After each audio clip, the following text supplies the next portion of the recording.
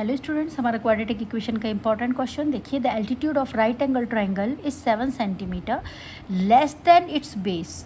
Right angle triangle का, suppose ये right angle triangle है तो ये इसका एल्टीट्यूड हो गया, ठीक है, ये इसका बेस हो गया और ये क्या हो गई, साइड हाइपोटेन्यूज। तो क्या बोल रहा है, इसका जो एल्टीट्यूड है वो 7 सेंटीमीटर कम है बेस से। तो अगर हम बेस को x माने तो ये कितना है, x - 7। If the hypotenuse is 13 centimetre, hypotenuse कितना है, 13 centimetre. Find the other two sides, हमको इन दोनों साइड्स की वैल्यू फाइंड आउट करनी है। अब तीनों इन चीज़ों में x, x - 7 एंड 13 और पाइथागोरस, ये क्या है आपके राइट एंगल ट्राइंगल के पार्ट्स हैं। तो राइट एंगल ट्राइंगल के साइड्स है मतलब। तो आपको इनमें क्या रिलेशन पता है, जब भी आपको राइट एंगल ट्राइंगल की तीनों साइड्स का बारे में आपको रिलेशन पूछा जाता है तो आप क्या लगाते हो, पाइथागोरस थ्योरम। क्या कहती है, base square plus altitude square यानी height square equals to hypotenuse square. पढ़ा हुआ है आपने छोटी क्लास से, ठीक है।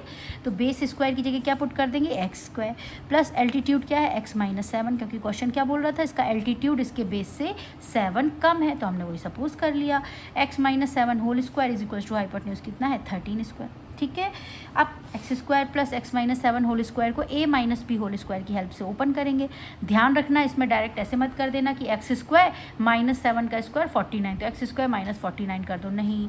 आइडेंटिटी लगती है हमेशा जब भी a - b होल स्क्वायर होता है तो a square plus b square minus 2ab, तो वो हमने यहाँ पे लगा दिया। Identity is equals to 169, it is the square of 13। Clear. Now x square plus 49 minus 14x equals to 169। X square plus x square like terms है, 2x square minus 14x plus 49, ये इधर आए तो माइनस 169 इज इक्वल्स टू 0, ठीक है। अच्छा, कई बार ये कन्फ्यूज़न हो जाता है, छोटी सी बात है कि आपने लेफ़्ट की चीज़ें, देखो लेफ़्ट में -14x है, उसको लेफ़्ट में ही रखा ना बेटा, तो उसकी साइन चेंज नहीं होगा। अगर आप राइट लेफ़्ट चेंज करते हो तो साइन चेंज होता है, ठीक है। ये तो हमने पोजीशन चेंज करी है लेफ़्ट में, इसलिए साइन चेंज नहीं हुआ। अब 2x स्क्वायर -14x -120, इन दोनों को सिंप्लीफाई करने पर 2 कॉमन निकाल सकते हैं। कॉमन निकालने का स्टेप ध्यान रखा करो, उससे इक्वेशन छोटी हो जाती है। अगर कॉमन निकल रहा है तो निकाल लो।